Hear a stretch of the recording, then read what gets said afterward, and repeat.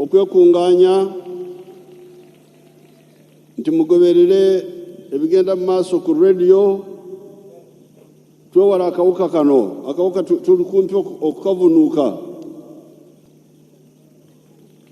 temuleka obwato ne bufa magoba. Ladies and gentlemen, Your Excellencies, the people of Uganda and myself welcome you to Uganda.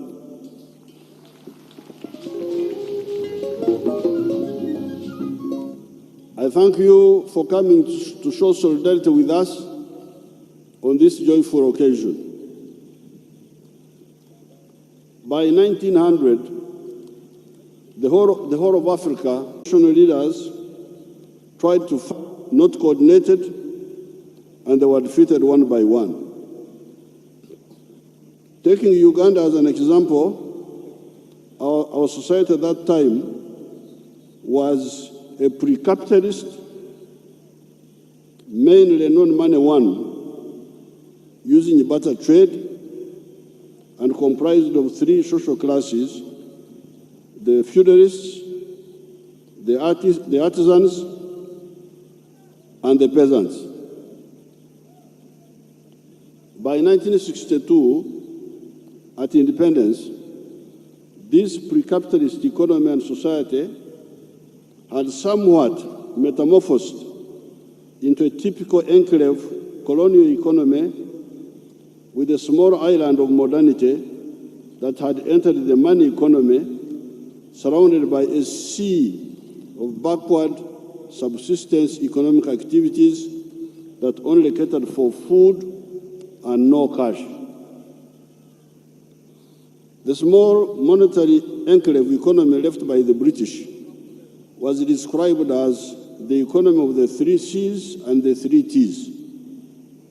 The 3 C's being coffee, cotton, and copper, and the 3 T's being tobacco, tea, and tourism.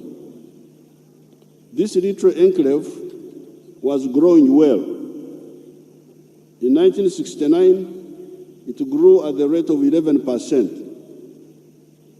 When the illiterate Idi Amin came in 1971, the small enclave collapsed almost completely.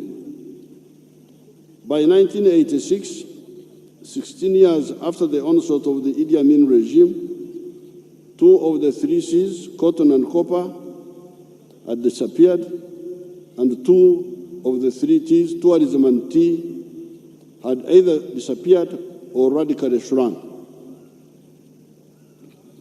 Tea exports had gone from 23 million kilograms in 1969 to only 3 million kilograms.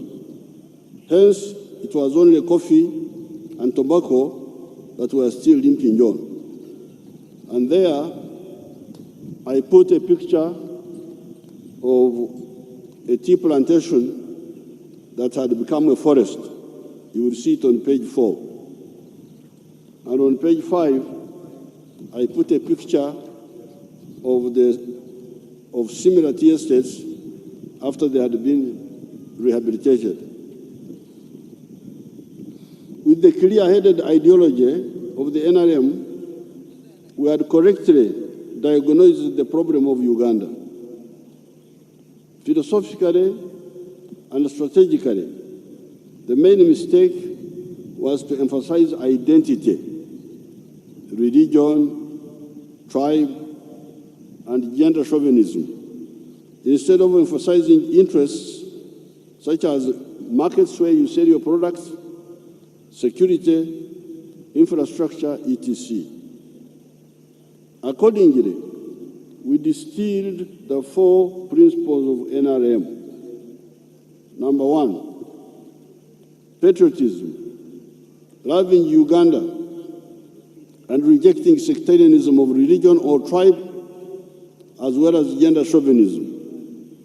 This is, among other reasons, to ensure that the united market of Uganda is available for our producers without any hindrances such as multiple taxation by the different local governments. Two, realizing that the internal market of Uganda is not enough, if we are to support our producers of goods and services, we saw that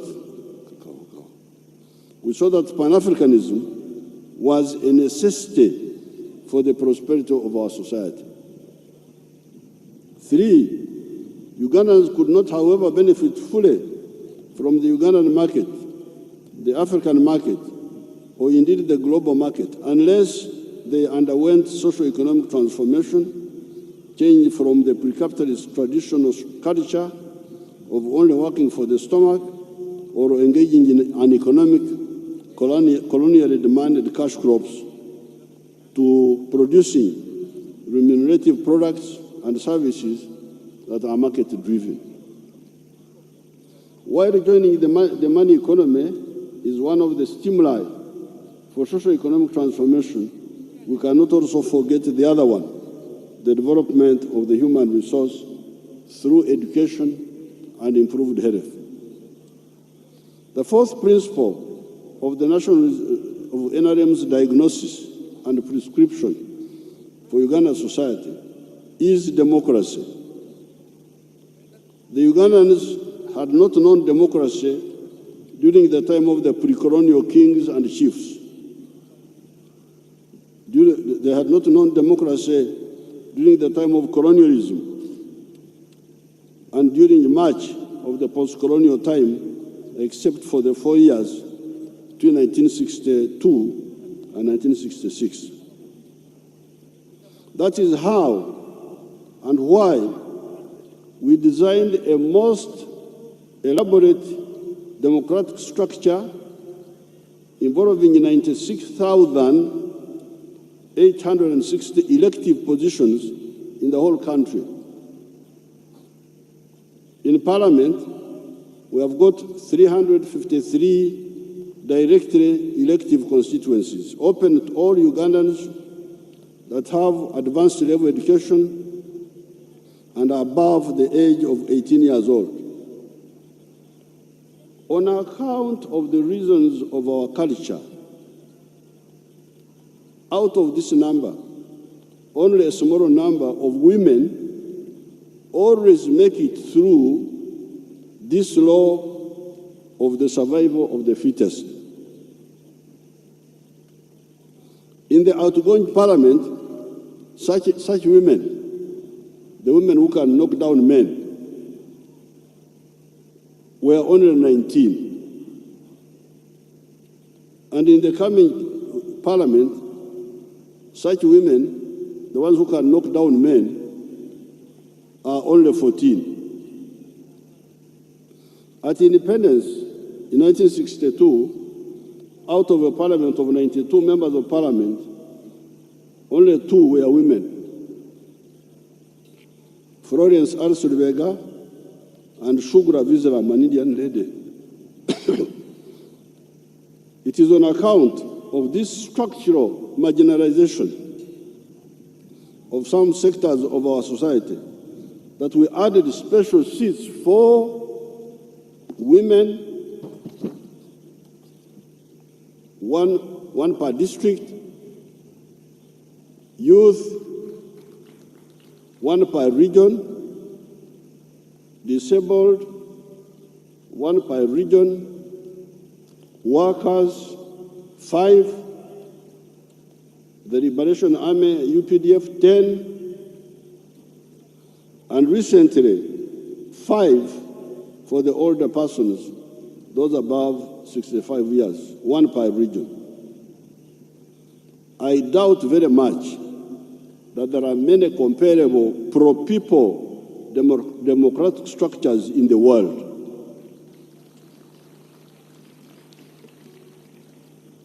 These people are sitting here. They are not a story. They are human beings. They are all here.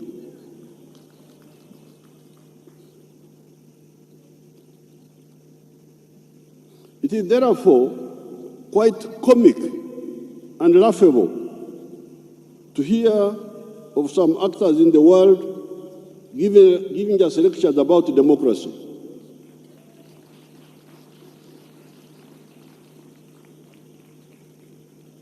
You give me a lecture about democracy? What are your own credentials?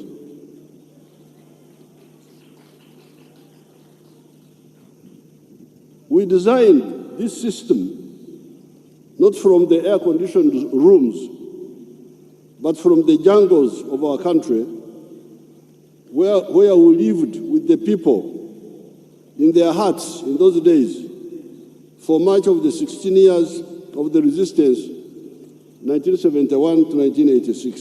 If you discount the student years, where again we interacted closely with the masses.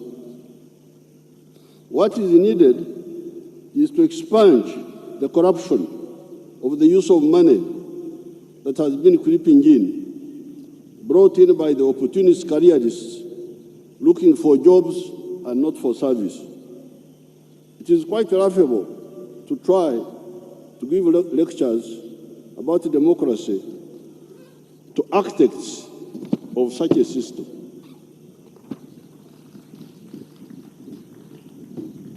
We built this system for our people.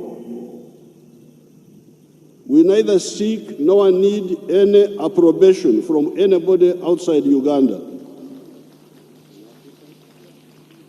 except our peers in the African Union and NEPAD, to whom we are linked by African brotherhood, solidarity, and shared values based on mutual respect.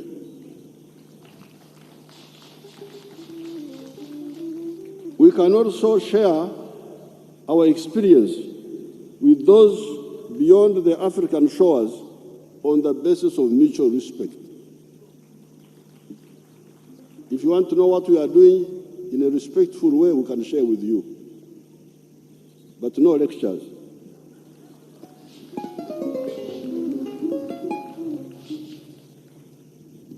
The four principles have served us well. In the last 35 years, the economy has been growing at the rate of 6.2% per annum. It now stands at 40.5 billion if you use the exchange rate method and 116 billion if you use the PPP method. With the activation of the oil sector, which has been dormant ever since 2006, when we discovered the petroleum, and if you add the expected average growth rate of 6% per annum post-COVID-19, the combination will expand the economy to an estimated $67 billion by 2026 using the exchange rate method and 193 billion using the PPP method, meaning that the economy will be growing at the rate of between 9–10% in the initial years of oil production. This rate of growth, although reasonable, is not what I want. With the rise of the literacy rate from 43% in 1986 to now 76.5%, we can achieve much higher, much faster rates of growth, and I will see to that. These rates of growth, 6%, that is calculated by abantu bamwe finance abo beba barebyo nayenze speed yange egenda kusinga eno ekyo kyaffe kyawala omuntu temukikyusa mukireke. We have achieved rapid rates of growth in some sectors. These isolated positive rapid rates of growth can be generalized throughout the whole economy. There is a French phrase that I have never forgotten since my aborted attempt to learn French 59 years ago in 1962 at Ntare. Apart from fermez la porte, ouvrez la porte, je ne comprends pas, etc. I will never forget the phrase, dormir beaucoup. certainly in Uganda, I do not know about the other parts of Africa. There's been a lot of dormir buku, kulambara, nino matek, okwebaka, kugweshejera, kulala sana, too much sleep. In Uganda, yesterday I was talking to one delegate, I will not mention the person, the delegate who is sitting here, but I will not mention the person for diplomatic reasons. That person was saying that, but you people, how do you manage to be poor here? With so much rain, so much good soil, and you are poor? Somebody is sitting there in the audience, but I will not tell you who that person is. He asked that question, which I've been asking you myself. That is how you would get poverty with people who have got good land, with fresh water, but only working for the stomach, or called the chida chonka, teach me each keken, and no effort at all for the pocket. Sleeping, however, is also good in its own paradoxical way. There are so many things you do not worry about because you are asleep. A snake can come and enter the bedroom when you are asleep, and it will bite you, and you die peacefully because you did not have time to worry. When you are awake, however, you worry about so many realities that you continue to face. The NRM has been able to wake up sections of the population of Uganda. In 1986, Uganda was a land of shortages. No sugar, no soap, no paraffin, no textiles, no sodas, no salt, no beer, no petrol, etc., etc. With the limited waking up of some of the sections of the population, Uganda now is a country of surpluses. Maize, where we produce 5 million tons per year, but consume only 1 million tons within Uganda. Milk, we produce 2.6 billion liters, but consume only 800 million liters. Bananas, beef, sugar, where we produce 600,000 tons, but consume only 380,000 tons. Hiya nataka kushukuru Mheshimiwa Uhuru Kenyatta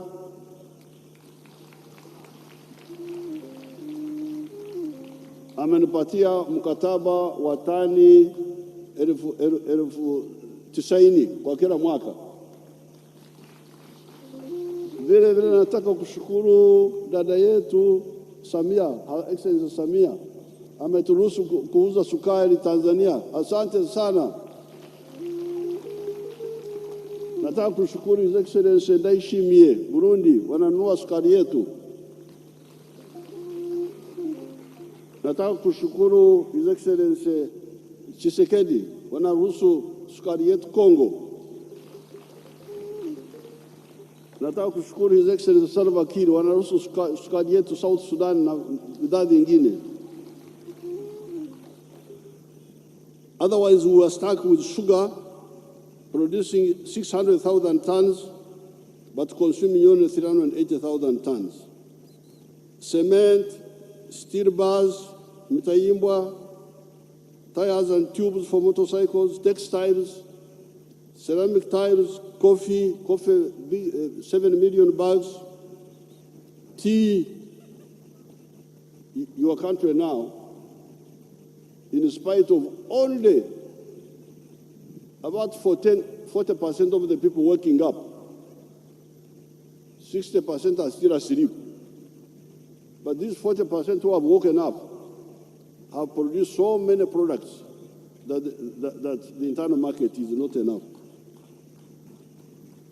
Therefore, the small colonial enclave economy of 1971 that had been wiped out by the Amin regime has been restored, greatly expanded, and totally new products have been added. This has now vindicated the stand of the NRM ever since 1965, encapsulated in the 4 principles, one of which is Pan-Africanism.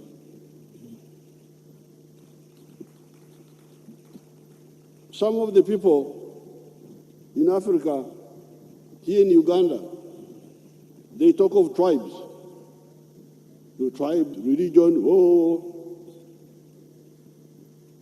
Now, let them buy the sugar now. Let the tribes buy the sugar. If the tribes are important, why do we have a surplus of maize and sugar, and those which they cannot be bought? The NRM has been telling you from 1965 that Pan-Africanism is the way for Africa to go. Now that you have woken up a bit, you are now seeing it for yourselves now. The question is, when all the Ugandans wake up and start using their assets fully, land, labor, capital, to create more wealth in the 4 sectors of commercial agriculture, industry, services, and ICT, who will buy or utilize all those products? Will the internal market of Uganda be enough? The answer is a clear no. The internal market cannot be enough if serious production takes off in Uganda and also in the other African countries. Do we need examples? Look at China and India. Each of them has got an internal market of 1.4 billion people. Yet they have been greatly assisted by exporting to other countries, including the African ones. How could then the population of Uganda of 46 million people be considered enough to sustainably stimulate and absorb the enhanced products of the Ugandans that have woken from the sleep of ignorance about modern opportunities? This is the moment the Ugandans and the other Africans need to answer the question: is this generation of African leaders determined to build a Latin America in Africa or a United States of Africa in Africa? In 1976, when the British settlers in North America got independence, they wisely decided to unite the 13 colonies of the British, of Virginia, New York, New Hampshire, Massachusetts, Maryland, Connecticut, Rhode Island, Delaware, North Carolina, South Carolina, New Jersey, Pennsylvania, and Georgia. They have been adding other states ever since. That is how you now have the mighty United States of America. The Spanish colonies in South America, on the other hand, decided to remain scattered into the 18 countries of Latin America, of Mexico, Guatemala, Honduras, El Salvador, Nicaragua, Costa Rica, Panama, Colombia, Venezuela, Ecuador, Peru, Bolivia, Brazil, French Guiana, Paraguay, Chile, Argentina. Prosperity in the United States of America and misery in Latin America almost universally. How will a big business enterprise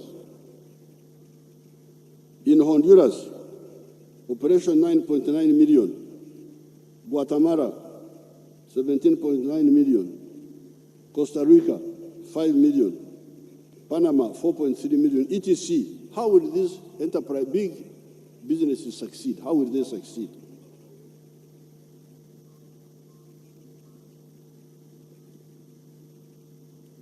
Even bigger countries like Brazil, operation 212 million, may not easily succeed for the reason that even bigger countries like China and India still need additional markets.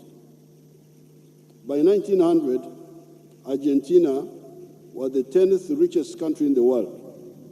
What then happened? It was the biggest exporter of beef in the world. That is what I was taught in primary 3 in 1955. What then happened?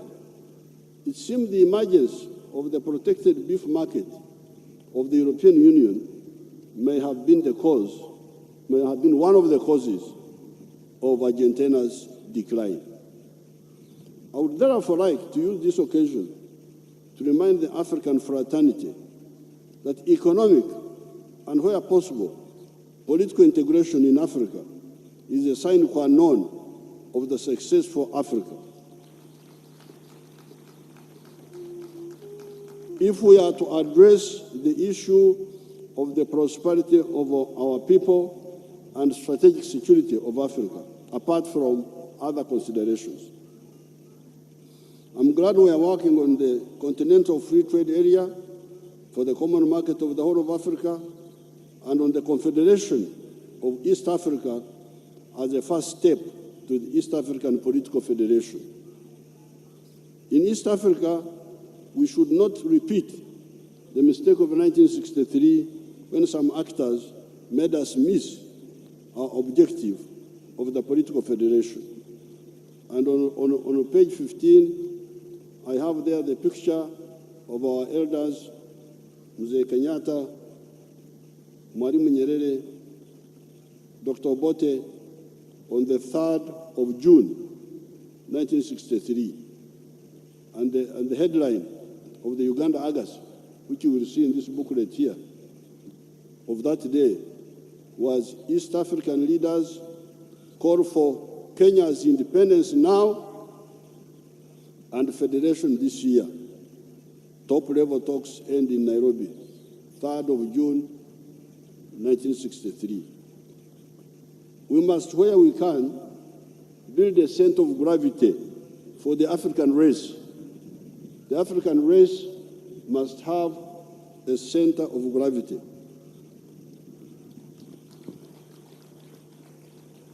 There are smaller countries in the world. However, many of them have centers of gravity. You have got smaller countries in Eastern Europe, Western Europe, Denmark, small countries. But they have got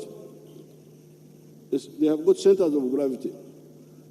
USA is the center of gravity for the West Europeans. It is their center of gravity. When they're in trouble, it is the one which rescues them. When Hitler wanted to take them over, and after had taken them over, who rescued them? The USA and somebody else, whom they don't talk about now.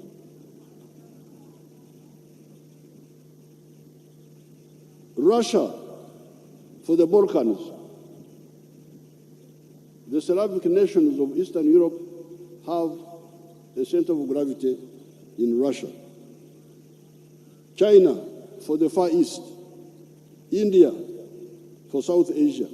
Where is the economic and strategic center of gravity of the African race? Where is it?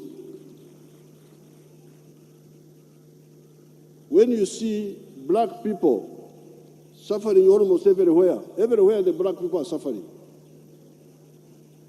You put on TV, you'll see black people suffering all over the world. In Africa here, they are suffering. In the USA, they are suffering. In Brazil, they are suffering. It is partly on account of lacking this center of gravity.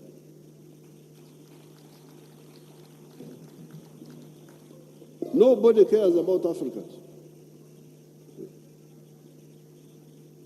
Nobody thinks Africans, nobody is careful with Africans.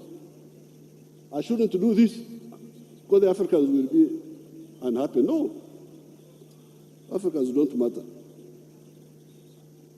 In order, therefore, to solve the problem of the new happy phenomenon of surpluses in Uganda. Now in Uganda there is a new problem, surpluses.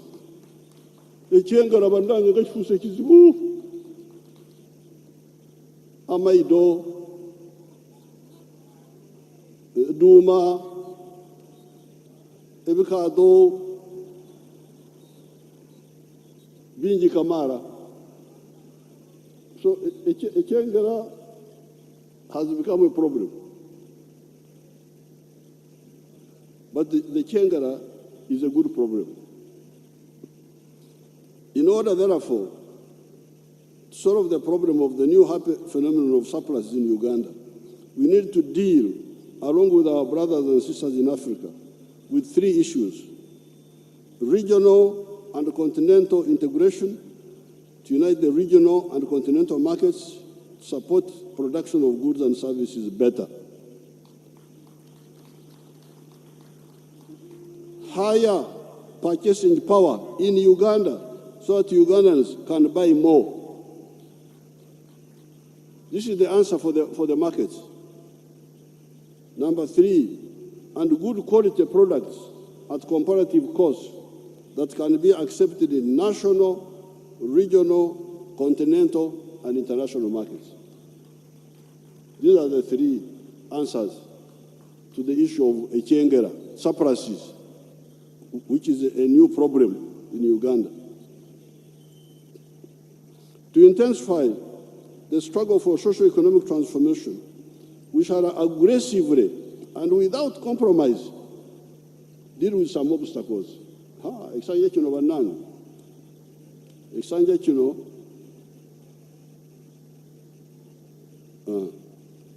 Katonda gyali.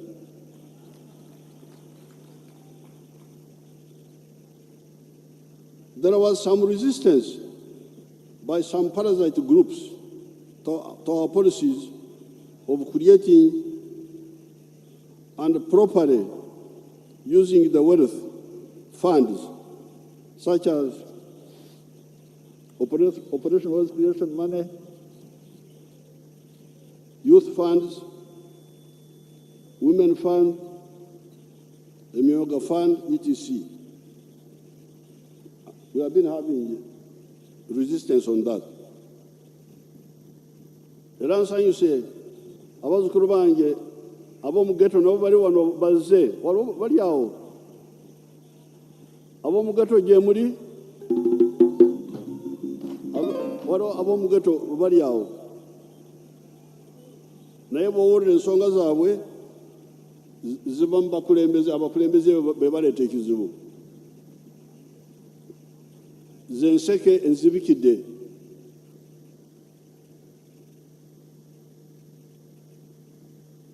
Naye ab'omu ghetto babadde bayingiddwa abalabe abadde bagala kubakozesa ebikyamu, naye twogere nabo abasinga obungi babivuddemu. Bali awo. Gye muli eyo balina ekidaala kyabwe awo. Kati ababadde balira esente zaabwe mu kkubo bagenda kukoma, tugenda kukwatagana.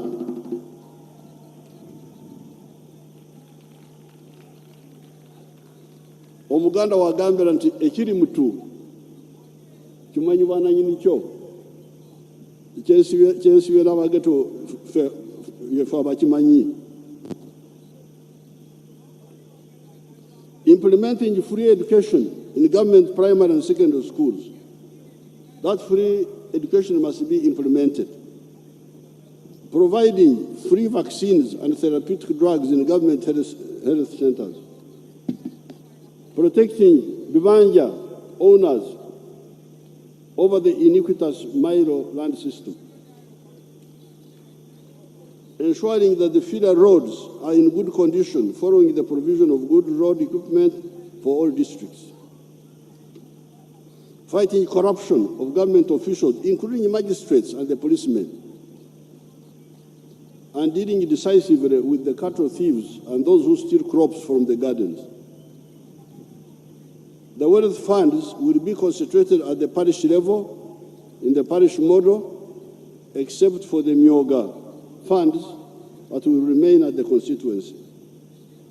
The wealth funds, unlike in the past, will be controlled by the members and not by the government officials. Cow, operational, no. Bagenda kuvaamu. Abanayini sako betugenda kusindikira sente. The only prohibition will be to divert the money to non-mission areas. The allocations will be grants to the parish circles. In the past, it was government officials to select beneficiaries. The members will now prioritize the allocation themselves. With free education, and after due consideration, there will be no head teacher that will be tolerated if he or she reimposes school charges. Dealing with corruption and stealing drugs, part of the solution is e-government. All government transactions will be computer-based, no more human-to-human contact. This will be easier to monitor, even for remote supervisions. The corona pandemic hit some sectors badly, especially the hotels, the performing arts, the borders, the sportsmen, etc. This financial year and the next financial year, we have put aside $464 billion, about $130 million, to help these groups as soon as the residual lockdown is removed. The UDB will be further empowered to give low-interest loans to manufacturers, agricultural entrepreneurs, and some actors in the services sector, such as tourism. As far as Corona-19 virus is concerned, we shall open up once we have vaccinated fully 4.8 million people as follows. Population over 50 years of age, the number is 3.3 million. Health workers in public and private health units, 150,000. Teachers and lecturers, 550,000. Security personnel, 250,000. Those with comorbidities, although they are below 50 years, those are 500,000. Total, 4.8 million. Until today, we have so far vaccinated 375,000 people. Apart from importing the vaccines from others, we are developing our own vaccine, able to deal with all the known variants. When we are trying to look for the vaccines, for the equipment, we are being told about Africans. Africans, you shouldn't make vaccines. You should import. That's what they were telling us. You want equipment for vaccine? What? You Africans, what for? Your job is to import. But I rejected that. We shall import once or twice, and we shall make our own vaccines. We are moving very well. Only that we delayed because of our slave-minded public servants who waste so much time because they have no confidence in themselves.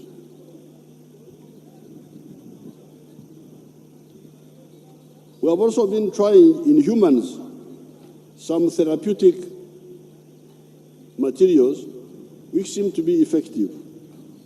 Our diagnostics are reaching industrial level, and we have finalized the construction plans for the diagnostic factory. Construction should commence soon. On prevention, the tough measures we took limited the damage. Until the 8th of May, we have had 442,226 infections, 41,652 recoveries, and 346 deaths. Finally, I thank their excellencies that have honored us with their presence on this occasion.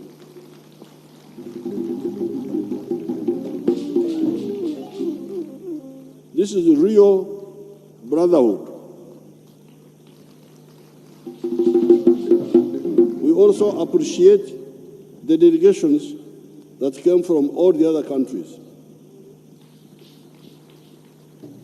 I need to express my concern to African brothers and sisters that are here today and those that are not here, that the situation in a number of points in Africa does not give credit to the African people. The security situations in Libya, Mali, Niger, some parts of Nigeria, Chad, Central African Republic, some parts of Cameroon, Eastern Congo, Somalia, recently northern Mozambique, etc., must be addressed and can be addressed. First of all, the situation in Libya was created by the arrogant and irresponsible actions of some actors that took actions that were against the express position of the African Union. I can reveal to you that those actors had a narrow escape. When some actors started attacking Libya against the decision of the African Union, I contacted His Excellency Jacob Zuma of South Africa and proposed that African armies that so decided to intervene in Libya and confront and teach a lesson to those aggressors.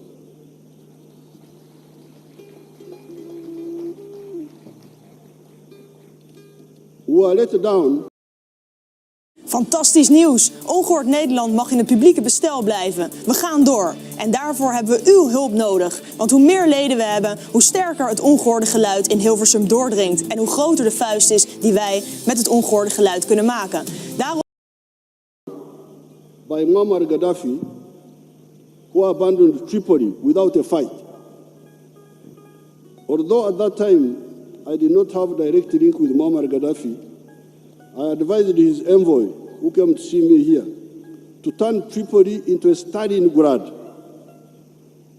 With H.E. Jacob Zuma, we had to work out a solution for the aircrafts and cruise missiles that some people use to attack defenseless people from far away, so that if the aggressors so wished, could come on the ground and we fight man to man.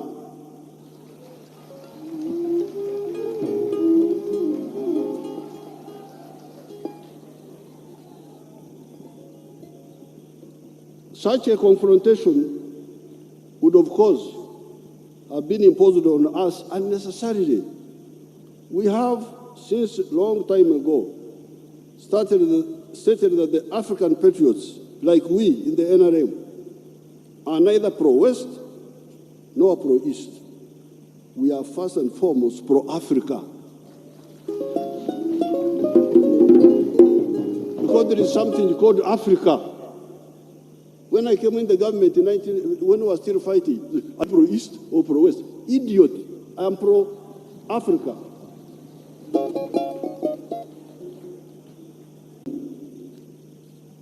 Bypassing the African Union is not acceptable when it comes to dangerous strategic African issues.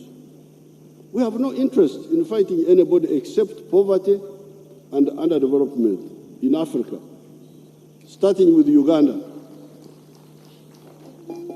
However, some actors are always in search of enemies. They are looking for enemies. You are not an enemy, they declare you an enemy. Okay, if you want to be an enemy, you can sort out issues. Our role there is to advise those who are advisable, but also do our patriotic duty if unavoidable. Unfortunately, the Libyans collapsed quickly. On account of that, much of Northwest Africa has been with security problems that were not there before. Libya, Chad, Mali, Niger, parts of Nigeria, Central African Republic, and Cameroon. Who is responsible for this hemorrhage? I hear people talking about accountability. Who is accountable for this suffering? Who caused all this? Of course, Muammar Gaddafi had his own problems. I had the task of fighting him twice, 1972 and 1979, as he intervened in Uganda on the side of Idi Amin because Idi Amin was a Muslim. However, foreign armies attacking an African country against the express objection of the African Union is not a solution. The huge concomitant suffering of the Africans in Libya and the surrounding countries has proven that, if any proof was needed. Africa can defend itself against any and all aggressors if we coordinate. In 1963, our leaders met in Addis Ababa. Only 36 of them that time, and declared that the rest of Africa must be freed peacefully or Africa would use force. This was 1963. That time, some of the actors thought, and they seem to think now, that this was just idle talk. Exactly 11 years later, in 1974, the African armies of Mozambique, Angola, and Guinea-Bissau, supported by the courageous Mwalimu Nyerere, Kenneth Kaunda, Sekou Touré, Boumediene, Nasser, and briefly Nkrumah, and the socialist countries had defeated the Portuguese African armies, totaling almost 200,000 soldiers. Just before this victory, there had been the 1973 Arab-Israeli War, where the Egyptian army put up a better performance and quite bled the Israelis before the latter crossed the canal and surrounded the Egyptian second and third armies in Suez and Port Said. The Israelis, badly needed resupplies by the USA. However, the USA had a problem because many of the European countries did not want to refuel the American transport planes in fear of the Arab anger. The Arabs had announced the 1973 oil boycott against those that they saw as their enemies. That left the Portuguese islands of the Azores. In the USA National Security Council meeting of 1974, the issue of using the Azores came up. Somebody in the meeting pointed out that Africans will be very annoyed. Henry Kissinger, who was said to be a clever man, is said to have said that African anger does not matter because they have no capacity to enforce it. Exactly 5 months from the date of that meeting, the Africans who did not matter defeated the Portuguese who mattered.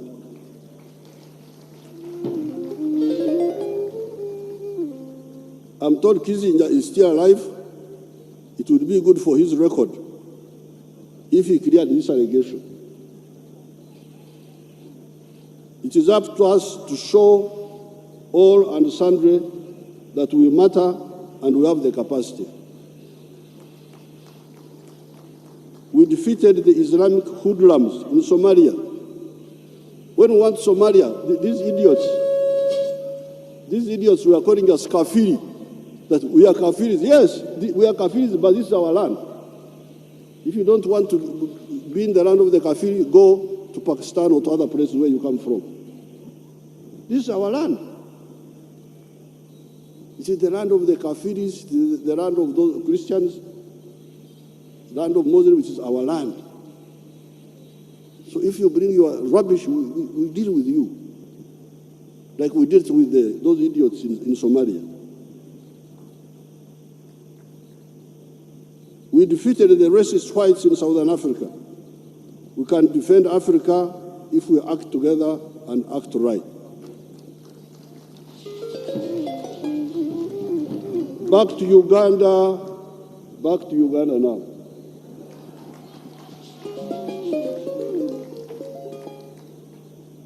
The elections are over. Akaruru kagwa banange.